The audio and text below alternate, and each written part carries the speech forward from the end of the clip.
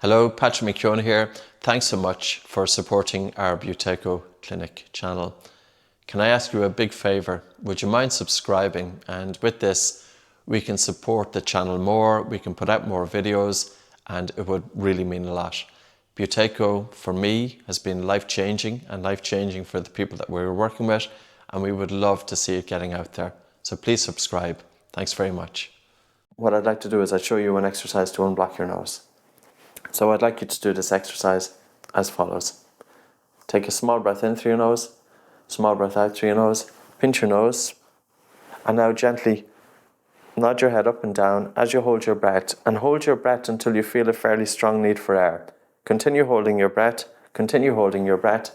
When you feel a fairly strong need for air, let go of your nose, breathe through your nose and calm your breathing immediately. Excellent, and calm your breathing immediately. And then we wait for about a minute or so. Now that nose unblocking exercise will also work during a head cold. And because oftentimes the risk is that if we have a head cold, the nose is stuffy, so therefore we breathe through the mouth, and then we're taking, unfiltered cold dry air into the airways, and it's going to lead to, for some people, inflammation of the airways, both the upper and the lower. Say people who are prone to asthma, for example. And many asthmatics, they have rhinitis of the nose, so their nose is stuffed. And it's crucial that we learn to breathe through the nose. Not only does nasal breathing help to sterilize the incoming air, but if we have a stuffed nose, it adversely affects our sleep. People with blocked nose don't sleep very well. They're tired, they're often holding their breath, and they wake up exhausted. They often need to get up to go to the bathroom during the middle of the night. And there's other aspects. They wake up with a dry mouth, stuffed nose, and if they've asthma, they may be wheezing or coughing. So it's crucial to breathe through the nose at all times. So let's try it again.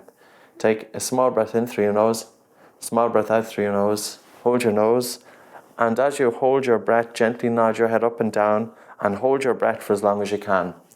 To unblock the nose, you need to hold the breath for as long as you can. To unblock the nose, you need to hold. So keep going, keep going. You may feel your diaphragm spasm, relax into your body, and when you really feel the need to breathe, let go, breathe through your nose and calm your breathing. Excellent. So now we wait a minute. So we do it about 5 times. Your nose should be free, certainly after the 5th time. And you might even find that it gets freer a little bit before that.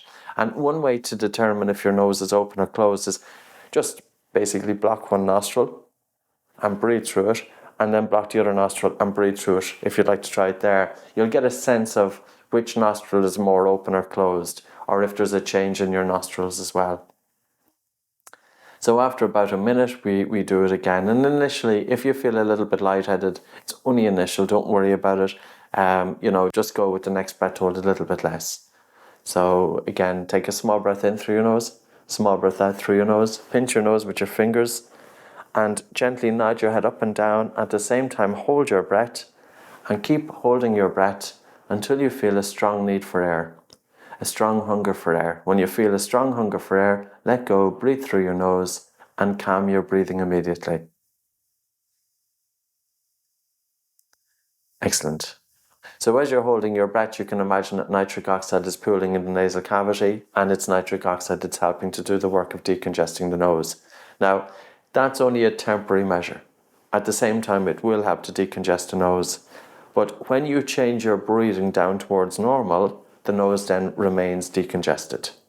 And even if there's pollen outside, if there's various triggers that usually, if it's allergic rhinitis, various triggers that cause nasal congestion, we can still address it by using that exercise to temporarily help it, and also by using the remaining exercise to permanently change breathing, to reset the respiratory center in the brain so that breathing volume comes down towards normal, and with a normal breathing volume, the nose remains decongested. Okay, so we'll try it again.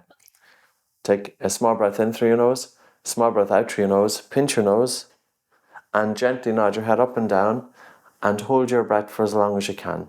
Hold your breath for as long as you can. And when you feel a relatively strong need for air, let go, breathe through your nose, and calm your breathing. And we'll try it in one more time. So when we look at, human beings, infants are innate nasal breathers. We were born as a nose breather, and we had our mouths closed for the first 5-6 months of life. And it seems to be during when we first get our first teeth, that we get nasal, we get an upper respiratory tract infection, we get, nasal congestion. And the infant at the very start, they continue trying to breathe through their nose, but it feels stuffy. And eventually then they understand then to switch to open the mouth. And that seems to be the very start of it. So as human beings, we were born breathing through our nose, and also the vast majority, pretty much all animals are innate nasal breathers. When I was looking through the research, which animals breathe through their nose, which animals breathe through their mouth, I could actually only find 3 diving birds, 3 animals which are mouth breathers. They can breathe through their mouths, and that's including gannets, pelicans, and penguins. And the vast majority of other animals, including dogs, are innate nasal breathers. So interesting, if you look at a horse, always the mouth is closed. A cat, mouth is closed. And it's only if a farm animal is sick that they revert to mouth breathing. So if we see an animal breathing through the mouth, it's not a good sign. And half of human beings in the Western world have a habit of habitually breathing through the mouths. Okay, can we try that once more? Yeah. So take a small breath in through your nose, small breath out, hold your nose, and gently nod your head up and down for as long as you can. And I need you to hold your breath for as long as possible. Hold your breath for as long as possible. So continue holding your breath, continue holding your breath, continue holding your breath, continue holding your breath. When you feel a strong air shortage, let go and continue relaxing into your body. When you feel a strong air shortage, let go, breathe through your nose, and then calm your breathing. Excellent. And that's how you decongest the nose.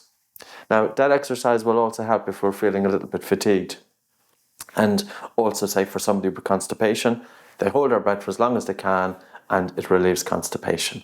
So that breath hold is very, very useful for that exercise. Literally decongesting the nose in five minutes or so. And even if somebody, if, for example, they have a deviated septum, which many people do, I have a deviated septum, but I can still breathe through my nose. With a deviated septum, the vast majority of people can still breathe through their nose. And the rule of thumb that I use is, if you can breathe through your nose for 1 minute, you can do it for life. So you've had your mouth closed for more than 1 minute, so you can breathe through your nose for life. So that's the nose unblocking exercise. By the way, is there any change to your nose? Is it more blocked, less blocked, or the same?